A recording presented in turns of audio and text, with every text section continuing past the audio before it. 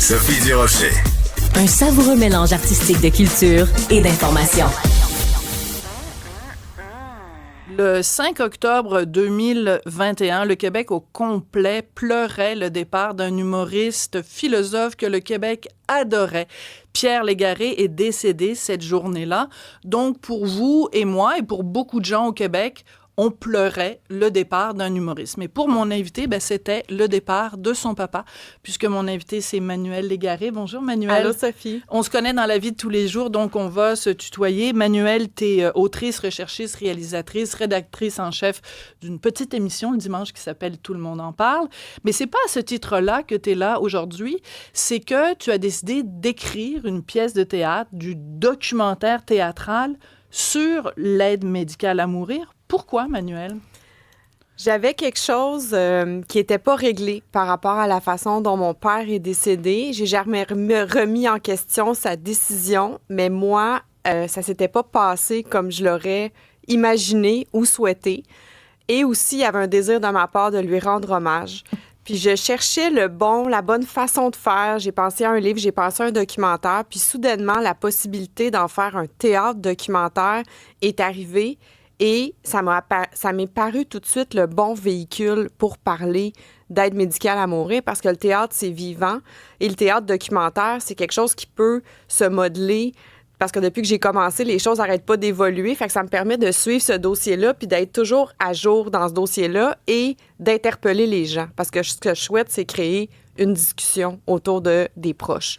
Puis en plus, vu que ton père, il a fait carrière, pas juste sur scène, mais aussi sur scène. Oui. C'était une façon, en montant toi-même sur les planches, de connecter un petit peu avec lui. Alors, quand on parle de théâtre documentaire, si jamais vous n'arrivez pas à vous faire une idée de ce à quoi ça ressemble, c'est bien sûr la référence J'aime Hydro de Christine Beaulieu. D'ailleurs, c'est la même compagnie théâtrale qui t'accompagne dans ce projet-là.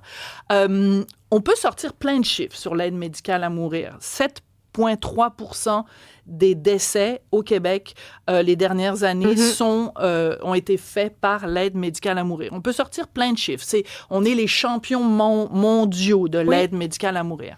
Mais toi et moi, on l'a vécu de près, parce que moi, ma mère, donc ça va faire 1 an, le 12 avril, qu'elle a eu l'aide médicale à mourir.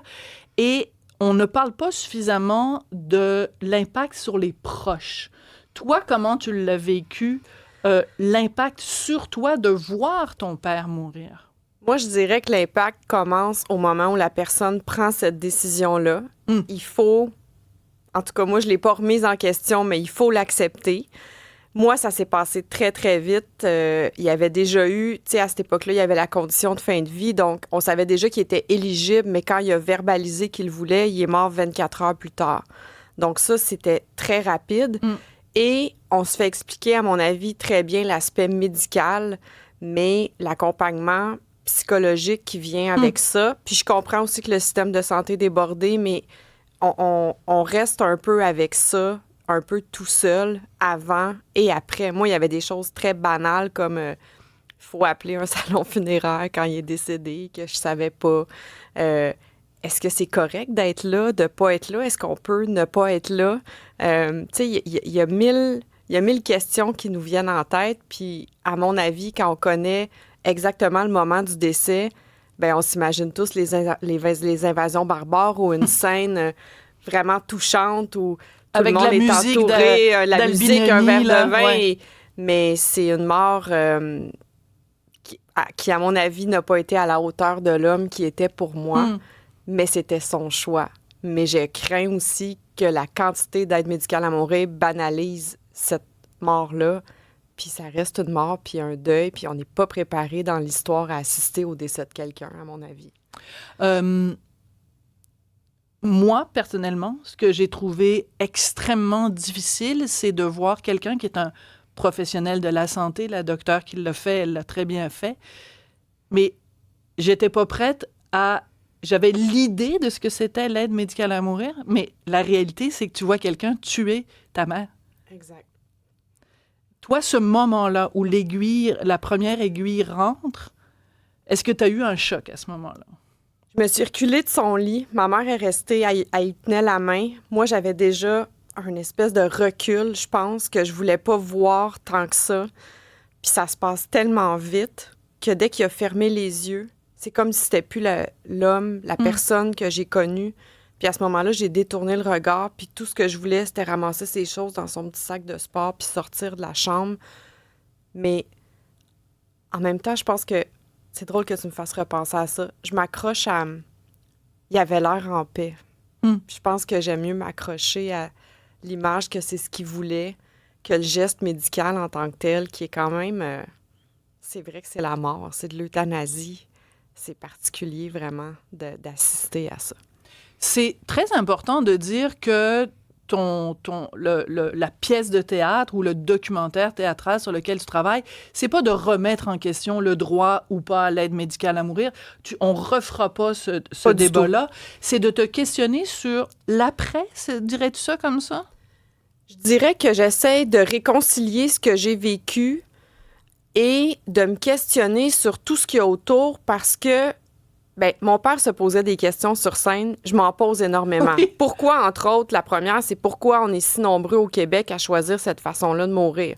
Est-ce que c'est parce qu'on veut pas aller en CHSLD? Est-ce que c'est parce qu'il y a beaucoup de boomers? Est-ce que c'est parce qu'on a rejeté la religion? Donc, j'explore ces questions-là. Passionnant. Mais aussi, je me dis, est-ce qu'on peut être aussi les champions du monde de comment bien vivre ça? Est-ce qu'on peut se distinguer d'une autre façon? Moi, j'ai réalisé que c'était beaucoup plus facile pour moi d'en parler avec des gens comme toi, avec d'autres gens qui ont vécu la même expérience, que ma propre famille. Ah oui? On a de la difficulté à reparler de ce moment-là entre nous, puis on l'a pas vécu tous de la même façon non plus. Tu sais, moi, mon père m'a mise en charge de régler les derniers détails, fait que on dirait que j'étais aux premières loges de tout ça, puis ça m'envahit encore. Fait que j'explore aussi, tu sais que quand on assiste à l'aide médicale à mourir, les gens, après ça, ont tendance à le demander. Donc, est-ce qu'il y a un effet? Et pourquoi on est les premiers? Il semble que c'est parce qu'ici, on est très, très, très informés. C'est pas nécessairement parce qu'il y a des boomers. Fait que je me pose la question sur les lieux aussi. Mon père est mort dans une petite chambre beige de soins palliatifs qui était anonyme. Il n'y avait même pas assez de chaises pour tout le monde. Fait que je suis allée dans un salon funéraire pour voir. J'étais très rébarbative au début, puis soudainement, je me dis, peut-être que c'est ce genre de lieu-là qu'on va devoir créer. Fait que je pense qu'on a mis beaucoup, beaucoup l'accent sur la personne qui le demande, mais je pense qu'on laisse dans la marge puis dans l'angle mort, sans mauvais jeu de mots, tous ceux qui sont autour, en fait. Alors, la pièce de théâtre pourrait s'appeler Angle mort, ce serait un excellent titre, mais c'est pas le titre que tu as choisi. Non. Tu as choisi le titre Club Sandwich Mayonnaise et on parle quand même de Pierre Légaré, donc il faut que tu racontes pourquoi la pièce de théâtre va s'appeler comme ça, parce que c'est très drôle. Oui, puis c'est voulu que le titre fasse sourire parce que c'est pas une pièce. Tu sais, mon père était humoriste, puis il va avoir de l'humour là-dedans, puis jusqu'à la fin, il a été drôle, puis il a dédramatisé tout ça. Puis, dans la procédure, tu le sais, le ou la médecin arrive pour s'assurer que c'est toujours le choix de la personne quelques minutes avant. Puis nous, la médecin est entrée dans la chambre. Puis là, soudainement, elle dit « Monsieur Légaré, je veux vraiment m'assurer que c'est toujours ce que vous voulez. » Puis il a dit « Oui, du tac au tac. Je vais prendre un club sandwich mayonnaise. » Puis tout le monde est parti à rire. Puis là, soudainement, ça devenait... c'est lui, puis c'est ça qu'il veut. Puis ça a fait baisser la tension. Puis ces mots-là me sont restés. Puis au début... je me disais, ça n'a pas de sens. Ça n'a pas de sens. Tu sais, je sais pas avec ta mère, mais moi, les gens m'ont raconté que les gens, avant de mourir, disent, oublie pas, appelle le gars qui tond le gazon au chalet. Hey, tu iras chercher le courrier. Mon père commande un club sandwich. Tu sais, les famous last words qui sont si banales. Puis là, je me suis mise à comprendre que mon père avait déjà dit en entrevue que quand tu fais une blague à quelqu'un, c'est une façon de dire que tu l'aimes puis que tu as choisi cette blague-là pour la personne. Fait que je me suis dit, coudonc, ces mots-là qui me sont restés peut-être comme quelque chose de trop banal, c'était peut-être finalement une clé pour me dire qu'il m'aimait. Je peux pas te dire c'est quoi les derniers mots que ma mère m'a dit parce que c'est pas du tout les mêmes circonstances. Fait que on va devoir changer de sujet parce que sinon je serais pas capable de faire le reste de mon émission. Je comprends. Je sors les Kleenex parce que voilà. On va regarder, pendant que je reprends mes esprits, on va regarder la bande-annonce de la pièce de théâtre parce que tu lances une campagne de financement. Parce qu'il faut comprendre aussi que c'est pas juste une pièce de théâtre qui est en préparation, c'est que le milieu culturel en ce moment crève de faim. Crève, c'est le cas de le dire, là. Vraiment, crève de faim. Et donc, pour pouvoir financer ne serait-ce que le genre de théâtre que vous faites, les répétitions, puis tout ça, ça prend des sous. Alors, vous avez fait une bande-annonce pour la campagne de levée de fonds. On va regarder ça. Je vais reprendre mes esprits. En 2021, 3663 Québécois ont reçu l'aide médicale à mourir. L'un d'eux était mon père. Bonsoir. L'humoriste Pierre Légaré. Réponse en aide. Y en a-tu dans vous autres qui ont eu peur? Shit, ah ouais. Quand la médecin est entrée dans sa chambre le 5 octobre... Alors, moi, ce que j'adore, c'est, et tu l'as dit tout à l'heure, c'est vrai que ton père, il y avait une raison pour laquelle les gens l'adoraient autant au Québec et l'appréciaient, c'est qu'il avait un type d'humour philosophique. C'était pas juste des histoires « Hey, ma blonde est arrivée l'autre jour, comprends-tu? » C'était, il y avait une réflexion philosophique sur ce que c'est être humain. Et je trouve ça très touchant que tu aies hérité de cette fibre-là. Puis je connais un petit peu ta sœur Catherine. Vous êtes aussi là-dedans. Donc, c'est important pour toi de réfléchir à la philosophie de pourquoi on donne l'aide médicale à mourir au Québec. Quand mon père est décédé, j'avais l'impression qu'il y avait encore 1000 questions en suspens, puis qu'on avait un dialogue qui était resté suspendu. Puis il m'avait dit, Manu, je vous ai élevé, puis je vous ai tout donné, puis j'ai rien d'autre à régler. Vous avez déjà tout, puis vous savez. Puis sur le coup, ces mots-là sont passés parce qu'on est dans on est dans la fin, on est dans l'urgence et tout. Puis tu vois, je me suis mis à réécouter des entrevues qu'il a accordées. Beaucoup. À relire avec des mots-clés comme la mort, comme la vie, comme le voyage. Puis je me rends compte que je les avais, ces clés-là, puis que c'est vrai qu'il me les avait données. Puis quand je te disais tantôt qu'il y a une espèce d'effet d'entraînement de l'aide médicale à mourir parce que les gens voient, puis là, pour la première fois, on assiste à une mort. Fait que là, c'est quelque chose qu'on connaît. Fait que je comprends qu'on puisse faire ce choix-là. Mais mon père, dans un de ses shows, s'interrogeait sur le troupeau. Il a fait un show sur la peur. Fait que je me rends compte que... Puis même lui, il avait imaginé sa mort parce que mon père avait eu un diagnostic de cancer. C'est vrai? Lui, en 2007, pendant que j'étais enceinte puis qu'il était sur le point de devenir grand-père. Puis il s'était imaginé, parce qu'à l'époque, il faisait il était porte-parole pour la Chambre des notaires, puis il se disait, est-ce que je pars... Tu sais, il avait dit en entrevue, est-ce qu'on fait une pub posthume? Fait que lui aussi s'était mis à imaginer sa mort. Fait que je me rends compte que oui, je veux pas prétendre que j'ai exactement son regard ou sa philosophie, mais effectivement, il m'a donné... J'ai hérité de lui un sens de l'observation, un désir de poser des questions, de pas... Tu sais, je peux pas m'asseoir chez nous puis sans me demander comment ça se fait que cette mort-là est aussi répandue, comment ça se fait que j'ai quelque chose à régler avec ça, qu'on a besoin d'en discuter. Fait que j'ose croire que il y a certaines des réponses que je vais trouver dans le leg qu'on a de lui, tu sais, parce que moi, j'ai la chance de rentrer son nom dans YouTube, dans Google ou de fouiller, puis tout est là. Tout est là, alors que monsieur et madame tout le monde n'a pas ce privilège-là. Je mentionnais le nom de Penelope McQuaid tout à l'heure parce que Alain Gravel a fait un documentaire un balado sur l'aide médicale à mourir et on entend ton témoignage, j'entends le témoignage de Penelope et Penelope est allée à Tout le monde en parle. Et moi, ça m'avait beaucoup touchée parce qu'elle disait, elle aussi, qu'on est comme... On a mis beaucoup en place pour l'aide médicale à mourir, mais ce soutien-là auprès des familles n'est pas vraiment mis en place. Puis j'en parlais avec des gens dans mon entourage qui disaient, ben c'est parce que là, à un moment donné, là, on n'est pas pour accompagner, tu sais, votre proche, il est mort.